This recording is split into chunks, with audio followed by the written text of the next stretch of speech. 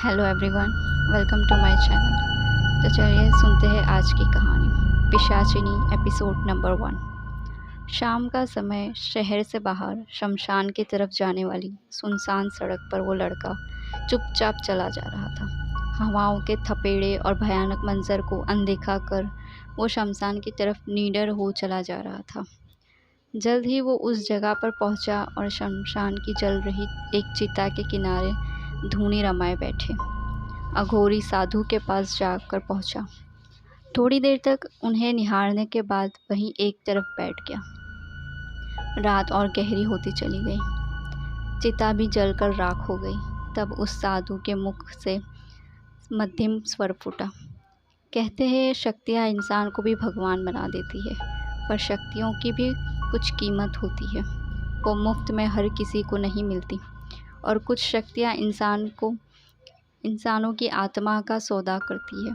एक लंबी सांस लेकर उस वृद्ध अघोरी ने राख हो चलती चिता की ओर देखते हुए कहा। कुछ समय यूं ही उस तरफ देखने के बाद दोबारा अघोरी ने कहा, और तुम जिस शक्ति को चाहते हो वो बर्बादी का रास्ता है। तामसिक शक्तियाँ लोगों को अपनी तरफ लुभाती है, पर उनकी शर्तें और नियम खतरनाक होते हैं। और अगर इन सब चीज़ों को छोड़ भी दे तो भी इन शक्तियों से दूर ही रहना अच्छा है।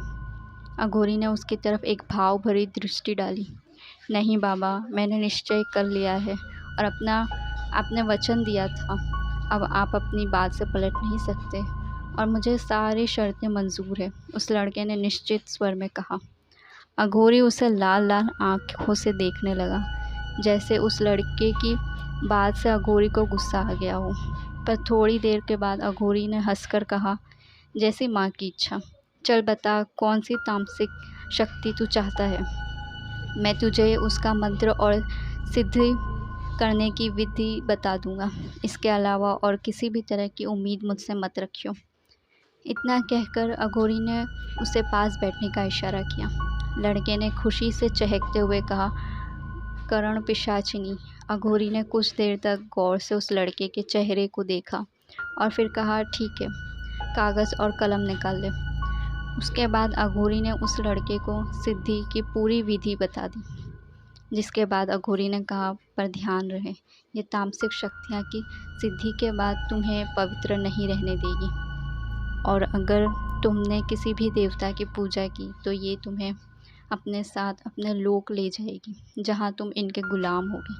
सिद्धि के बाद ये करण पिशाचिनी ही तुम्हारी सर्वस्व हो जाएगी, और मुझे इससे कोई दिक्कत नहीं बाबा। अघोरी की बात को अनसुना और बीच में ही काटते हुए उस लड़के ने कहा, और अघोरी को प्रणाम कर बाहर की तरफ चल पड़ा। अघोरी उसे गुस्से से जाते हुए देखता रहा। उसके नज़रों से ओझल हो जाने के बाद अघोरी ने ऊपर की तरफ देखकर खुद ही से बोला, जैसी माँ की इच्छा। ये कहकर अघोरी शमशान के किनारे बह रही नदी की तरफ चल पड़ा। शाम का सुहाना समय, सूर्य अस्त हो चुका था, पर आसमान उसकी लालिमा अभी भी उसके पराक्रम की गाथा गा रही है। ऐसे समय में उस शमशान में वही लड़का टहल रहा है, पर अब वो पहले की बनिस्बत ज़्यादा दुबला पतला हो गया है। देखने से ऐसा लग रहा है कि जैसे कोई कई सालों का बीमार हो। पूरा चेहरा पीला पड़ गया, आंखें अंदर को धंस गई, और चेहरे पर डर साफ जाहिर होता है। ज़रा सी आहट पर वो लड़का डर जाता है, और आहट की तरफ उम्मीद और डर से देखने लगता है। आखिरकार वो बेचैन होकर खुद से ही बड़बड़ाने लगता है, न जाने कब बाबा आएंगे। उसी दिन से वो दिखाई नहीं दिए। मैं भविष्य नहीं देख सकती, इसलिए मुझे नहीं मालूम, पर वो अभी शहर के दूसरे शमशान में है। एक मध्यम और भयानक किसी स्त्री की आवाज़ उसके कानों में गूंजी, जिसे सुन वो डर कर थर थर काँपने लगा। किसी तरह वो खुद को डर को काबू करके वहाँ से सीधे बाहर निकल गया और शहर के अंदर बने शमशान की तरफ चल पड़ा। जैसे जैसे अंधेरा बढ़ने लगा, ठीक वैसे ही बढ़ने लगा उस लड़के का डर, जिसके चलते अब उसके चेहरे पीले से सफ़ेद पड़ता जा रहा था, और जैसे वो अपनी ज़िंदगी से नाउम्मीद हो बैठा हो। पर अब तक वो उस दूसरे शमशान के पास पहुंच चुका था। अंदर जाकर लड़के ने अघोरी को ढूंढना शुरू किया। ज़रा ही देर में एक ठंडी पड़ी चिता के किनारे बैठे अघोरी ने खुद ही आवाज़ लगाई, इधर आ। वो लड़का उस तरफ को चल पड़ा। जैसे जैसे वो उस अघोरी के पास पहुंच रहा था, उसके कानों में वो भयंकर आवाज़ उतनी ही तेज़ी से चीख रही थी और उसे वहां न जाने के लिए कह रही थी। यहाँ तक कि उस लड़के के कानों से खून निकलने लगा और वो अघोरी के पास पहुंचकर गिर पड़ा। अघोरी के पास पहुंचते ही लड़के के कान की चीख शांत हो गई और उसके चेहरे से डर का भाव स्वतः जाता रहा। अघोरी उसे गुस्से से घूरे जा रहा था, जैसे कोई अपने सर्दियों पुराने दुश्मन को देख रहा हो। थोड़ी ही देर बाद अघोरी ने चिता से एक नरमुंड को उठाया जो उसमें उलटा पड़ा हुआ था। कुछ मंत्र बुड़बुड़ाए और एक तरफ रख लड़के को उठाकर बिठाया। थोड़ी ही देर में 2 धोती कुर्ता पहने लोग वहां आए और लड़के के सामने मिठाई और जल रखकर चले गए। अघोरी ने इशारा किया और लड़का, जो अब शांत बैठा था, उसने मिठाई खाकर जल पिया। उसको देखने से ऐसा लग रहा था जैसे किसी काल कोठरी में सदियों से बंद कैदी ने आसमान देखा हो। थोड़ी देर खामोशी रही और अचानक से अघोरी की आवाज़ उस पूरे शमशान में गूंजी उठी, अब तू क्या चाहता है मुझसे? जो तुझे चाहिए था दे दिया, अब क्यों खाक छान रहा है? शमशान की एक से पेट नहीं भर रहा? बोल तो नेत्र पिशाचिनी की भी मंत्र दूं। गुस्से से देखते हुए अघोरी ने कहा। अघोरी के होंठ गुस्से से फड़क रहे थे और देखने से ऐसा लग रहा था कि जैसे वो उस लड़के को 2 हिस्से कर डालेगा। पर लड़के ने हाथ जोड़कर मरी हुई आवाज़ में कहा, बाबा मुझे इसे छुटकारा दिलाइए। मुझसे भूल हो गई जो मैंने आपकी बात नहीं मानी। मुझे इससे बचाइए। ये पिशाचिनी मुझे से हमेशा किसी खून चूसने वाली जीव की तरह चिपकी रहती है और सपर्ण की तरह मेरे बिस्तर पर रहती है। बाबा मुझे बचाइए। लड़का ये बोलते बोलते रोने लगा और अघोरी के कदमों पर गिर पड़ा। पर अघोरी बाबा मुस्कुराने लगे। वो मुस्कुराते हुए बोले, मैंने मना किया था पर तुमने न मानकर अपने पैरों पर आप ही कुल्हाड़ी मारी है। खैर अब इससे पीछा छुड़ाना मुश्किल है। आप जो बोलेंगे करूँगा बाबा, मैं कुछ भी कर लूँगा, बस आप मेरी जान छुड़वाए इससे, मैं कुछ भी करूँगा, लड़के ने बिलखते हुए कहा। अघोरी ने लड़के की आंखों में देखकर कुछ मंत्र बुदबुदाया और कहा, आज की रात तुम्हें इस शमशान में बितानी है। ध्यान रहे कुछ भी हो जाए, इस शमशान से बाहर नहीं जाना है तुम्हें। अगर तुमने आज की रात बिता ली तो कल मैं इस बारे में कुछ करूँगा। खड़े होकर बाबा ने उस नरमुंड को उठाया और बोले, इस शमशान पर मैं रक्षा बंधन और उच्चाटन कर रहा हूँ, जिससे यहाँ पर 3 दिनों तक कोई बुरी शक्ति तो क्या साधारण आदमी भी नहीं आएंगे। तुम्हारी सुरक्षा ये 2 लोग करेंगे, पर ध्यान रखना शमशान से बाहर किसी भी कीमत पर मत जाना।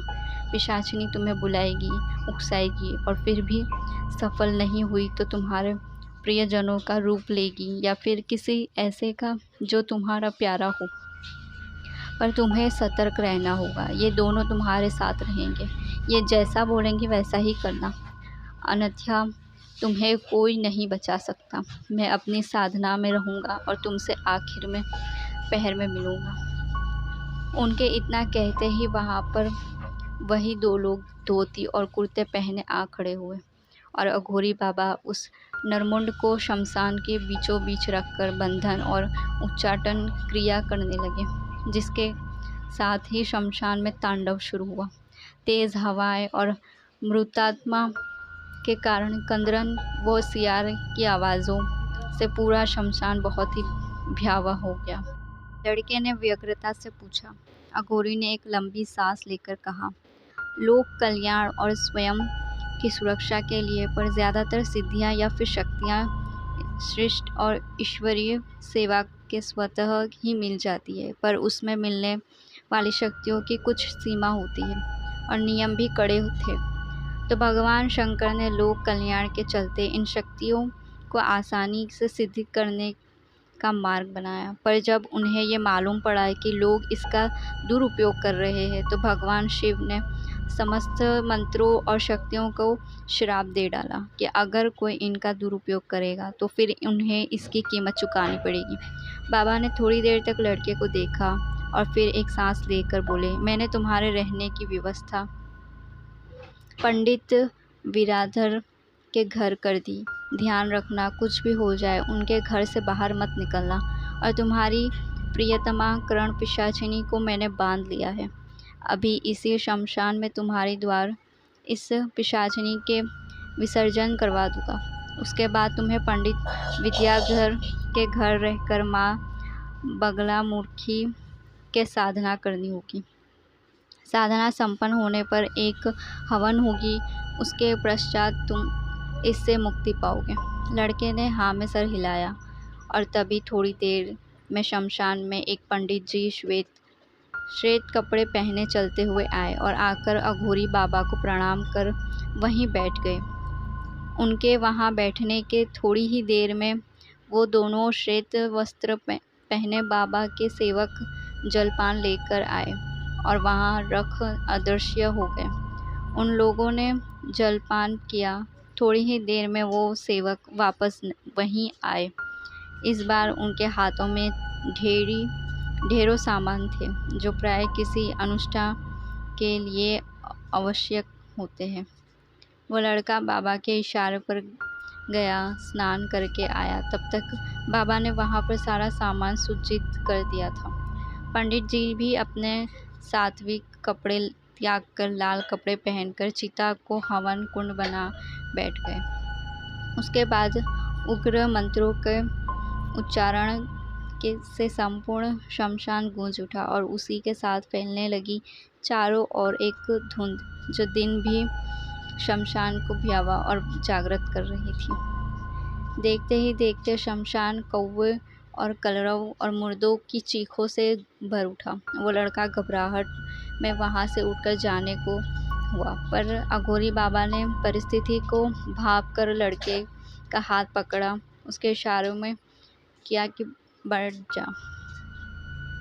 लगभग आधे से 1 घंटे के बाद पंडित जी ने सामने रखी तांबे की प्लेट को उठाया और उसमें पान सुपारी रख मंत्रोच्चार कर अघोरी बाबा को इशारा किया, जिस पर अघोरी बाबा ने मंत्र पढ़ते हुए चिता की भस्म लड़के के माथे पर लगाई और प्लेट को लड़के की और सामने रख दिया। देखते ही देखते लड़के के कान से खून निकलना और उस प्लेट में रिसने लगा। थोड़ी देर तक खून गिरने के बाद खून गिरना स्वतः बंद हो गया। खून के बंद होते ही अघोरी बाबा ने अपने झोले में एक छोटी सी मिट्टी की पुतली निकाली और प्लेट में रखा दिया।